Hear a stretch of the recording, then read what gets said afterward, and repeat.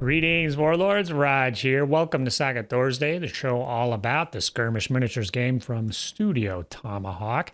Running solo again, but this is more of an introductory video, and being alone, I think, is not a bad thing when it comes to these. If I have a guest on, we have a back and forth discussion about pros and cons of various things. So for these videos for beginners, just me kind of telling you, obviously, this is all my opinion, but just kind of telling you how to do it, I think is probably the most beneficial way for people to get started on stuff.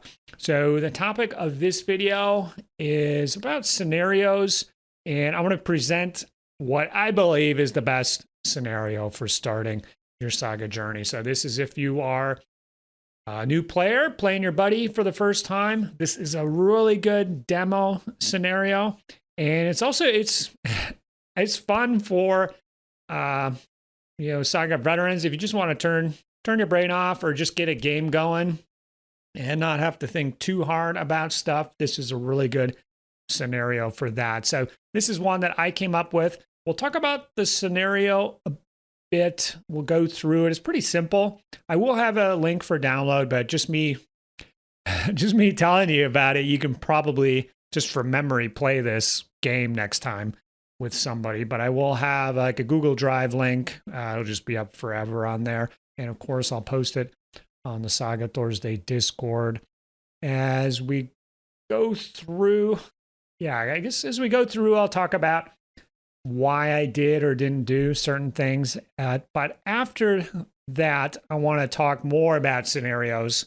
And if you're getting into Saga, where are the scenarios? Where can you find them? The pros and cons of each one of those. And maybe, I guess I'm not trying to be negative, but I don't think there's a lot of good scenarios for getting started.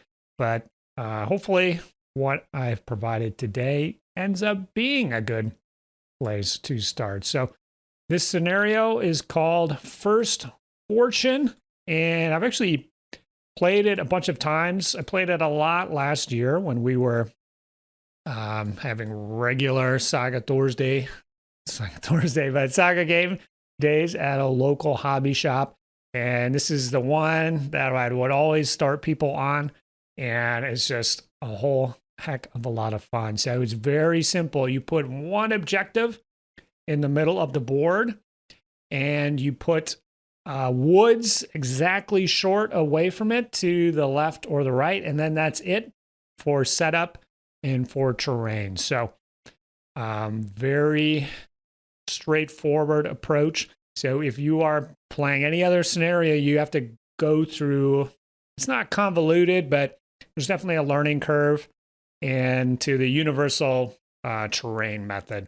So this scenario here, it's just meant for 4 points. You don't need all that extra terrain. This is just to kind of get you going. It's very close to the objective, so it's going to probably factor in some fashion. So you will get to use the rules for terrain and give that a shot. But with the universal terrain method, you're kind of being asked to do quite a bit. There's restrictions on where the terrain goes. You're going back and forth. You're supposed to set up the terrain in a manner that is advantageous for you, but if you're just getting started, you don't necessarily know the consequences or what the best move is. So for getting started here, we just want to concentrate on the battle and the battle board mechanics and kind of the basic troops. So we're not going to worry about the terrain so much. We just want to have something there to use. Some factions require, not really require, but they play with terrain, so you want something on the board just to break it up. But that is how the battlefield is set up. We've got standard deployment. You're going to roll a d6. Both players roll. Whoever rolls highest is the winner, is the first player. So there's no decision here. Whoever rolls highest is the first player. So some scenarios, frequently you get to choose if you're first or second, and that kind of plays into terrain and stuff. So it's unnecessary. If you're a beginner, don't worry about that. We're just trying to get started here. So I'm just going to roll a d6, and you're going to set up your entire war band as best you can in your deployment zone there. And then your opponent is going to deploy their war band. Okay. So fairly simple. That stuff, most scenarios are probably along those lines. The one thing that's different here is sometimes you deploy half your warband or do some convoluted back and forth things. So this is just quicker. We're getting to the action. We're going as fast as we can. On the first turn, the first player rolls and plays with just 3 Saga dice. They set aside the remaining 5 dice out of play until the start of turn 2. So there's a lot of ways to get your games of Saga going. You can restrict charges or the number of activations. The other guy can get some dice. That method is also fine. I think this is the most straightforward way. The game is starting, and it's not like you have an extra half turn for the opponent to set up their defenses or stuff before the game begins. They should just factor that into their deployment if you really care about that sort of thing. But this just gets the game going, and is a nice slow ramp up because we will see there's going to be two special rules here for this match. And the first one is starting on turn 2. Both warlords will generate an additional Saga die, so 2 instead of 1. That is just if you're playing a 4-point game. So this is designed for 4 points. If you're playing 5 or more points, it still works, but you don't get the extra Saga die. So this is just comes from playing a lot of 4-point games, and just having some more Saga dice is fun to begin with, but it gives you more options for using your abilities. You don't have to use everything to activate. You just get more chances to use your Saga abilities. So for a smaller game like this, having the warlord generate 2, I think is a good place to start with.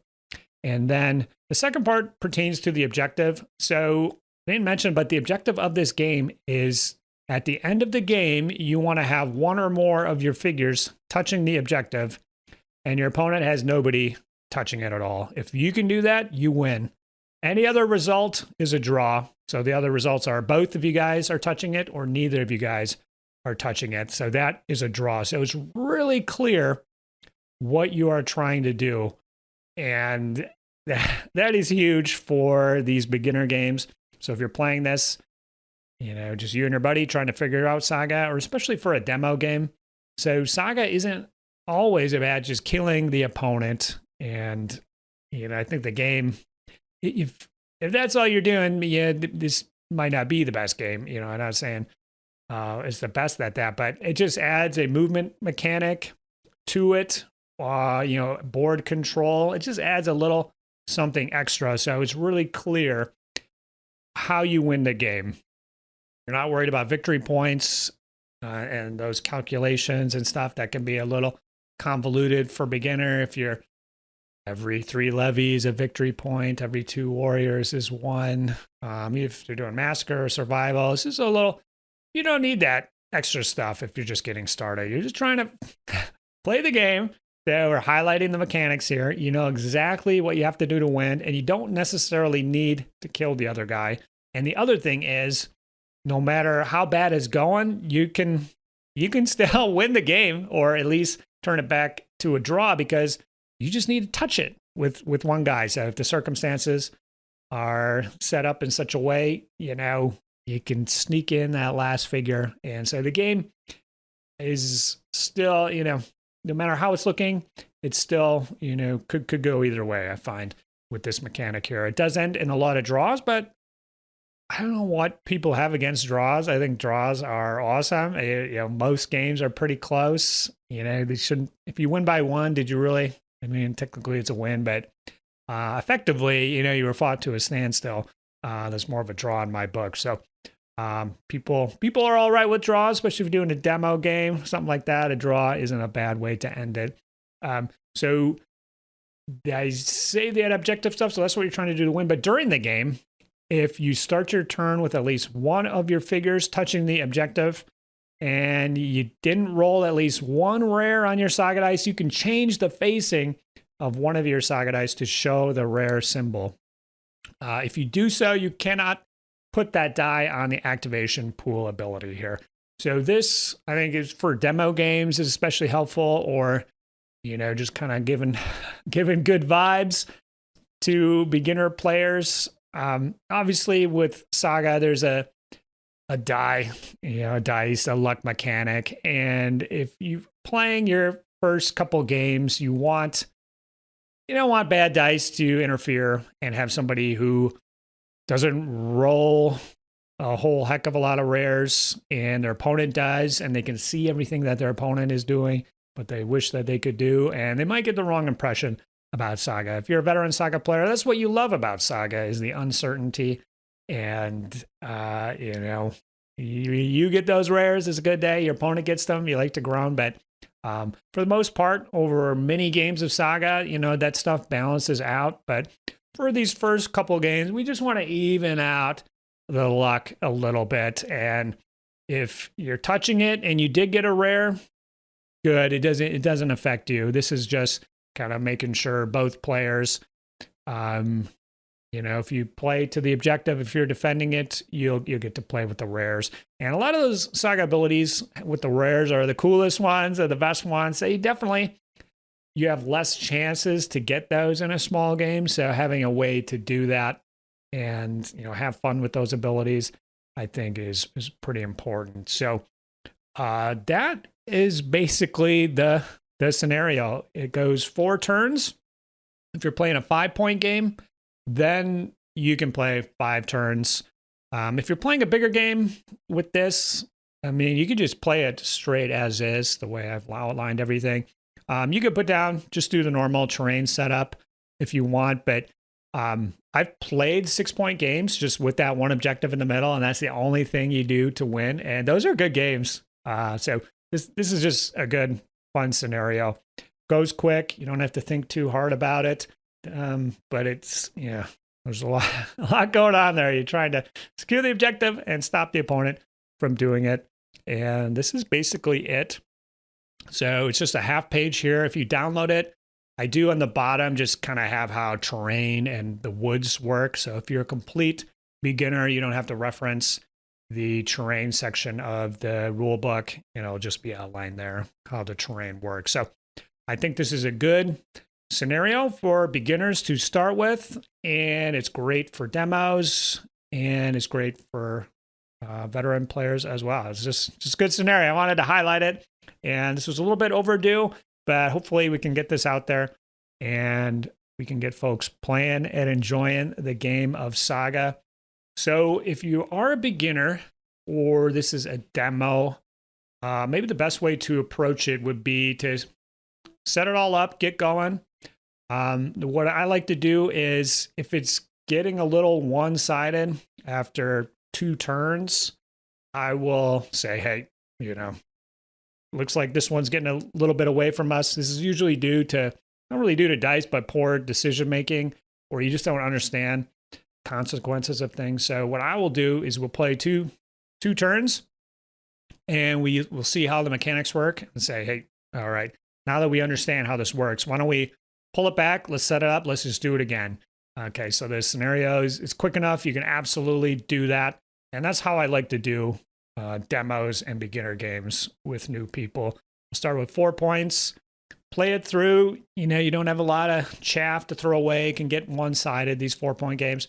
But let's set them up. Let's do it again now that we understand, oh, that's how that ability works. This is how we do it. So that would be my recommendation.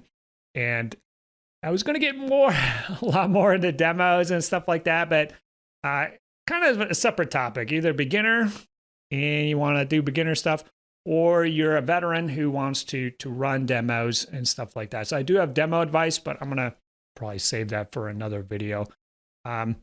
Besides this scenario, why don't we talk a little bit about the options for a new player and where to get those scenarios. So the first one really is the Clash of Warlords at the end of the book, of the rule book here. So you can play whatever, any historical game, whatever Age of Magic matchup you could play with that. And I should mention that scenario, you can definitely play that with Age of Magic as well. There's nothing wrong with 4-point games there. If you're a beginner, just stick to Hearthguards, Warriors, Levy, Warlord. Try to keep it simple. I'll have more advice on that in a video about demos at some point, but definitely works with Age of Magic as well. Okay, so Clash of Warlords in the rulebook it's a basic scenario, I will give you that, but it's really it's like a get you by scenario. It's got 3 different deployments. It's got 6 different special rules that could apply. So, if you use those, you could have 18 different variations, or 21 if you're saying playing without those special rules is also a variation. So you can play Saga 20 different ways just with that Clash of Warlords scenario. But I don't think it's a great starting point because you got the terrain set up, like I mentioned. You're being asked to make decisions and do things. You don't even, I've never played before. How am I supposed to know where this is supposed to go? It's got the deployment stuff. It's got the 3 different versions. Again, it's a little more complicated. It's not just setting up on the line necessarily.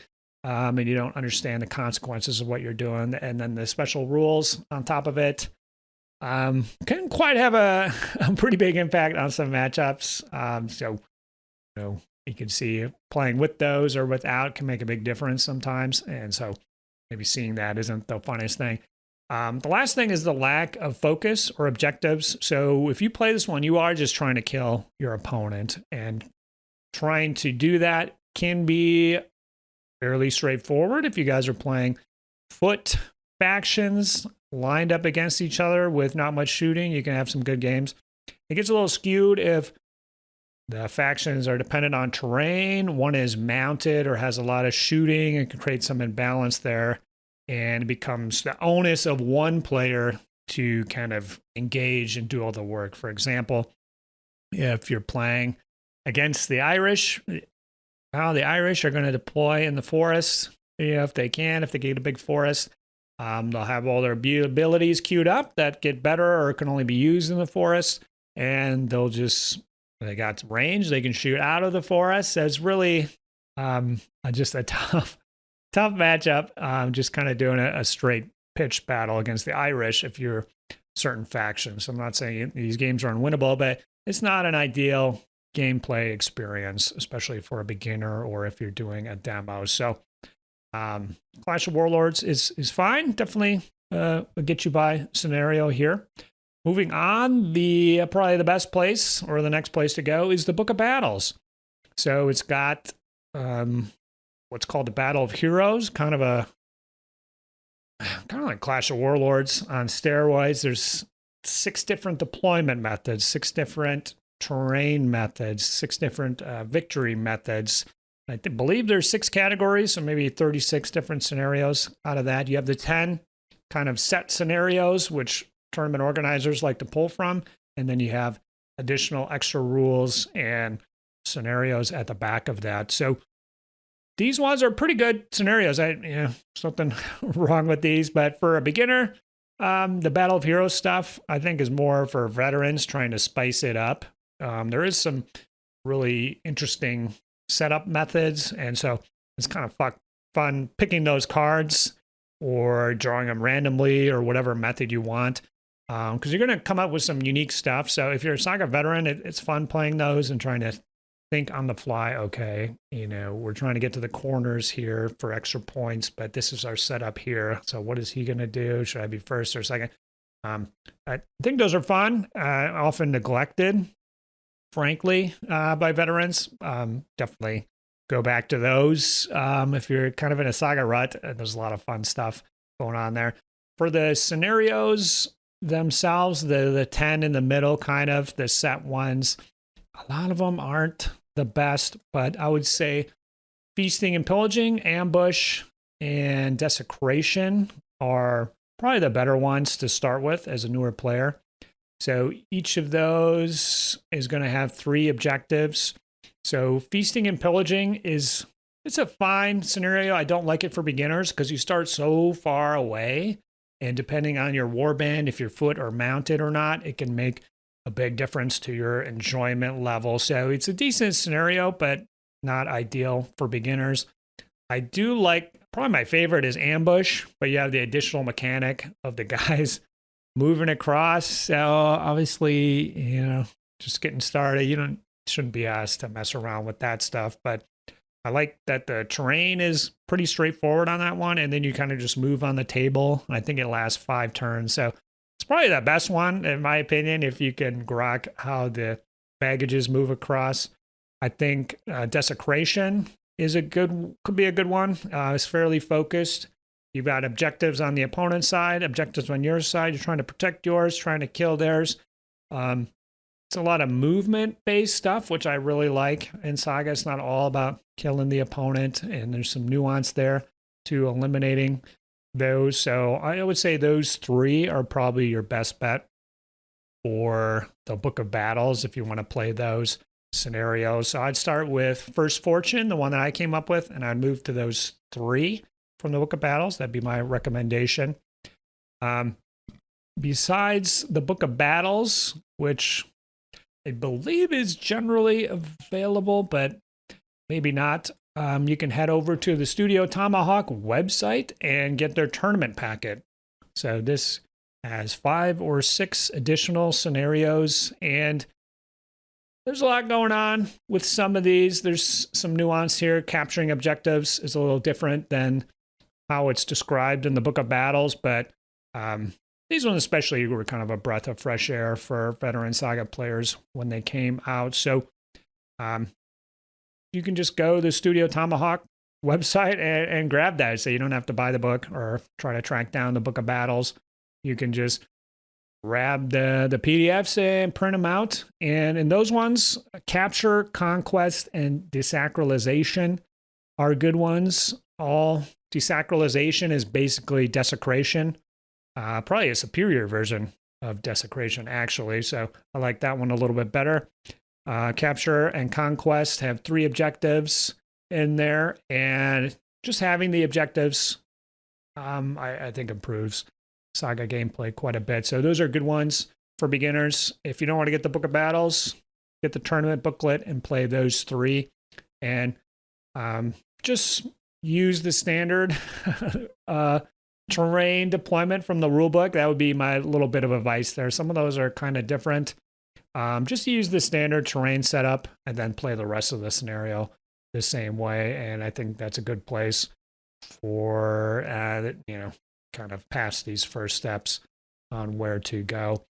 So those are kind of the official scenario sources. I will say, I believe the Age of Invasion books has some scenarios in the back of it as well.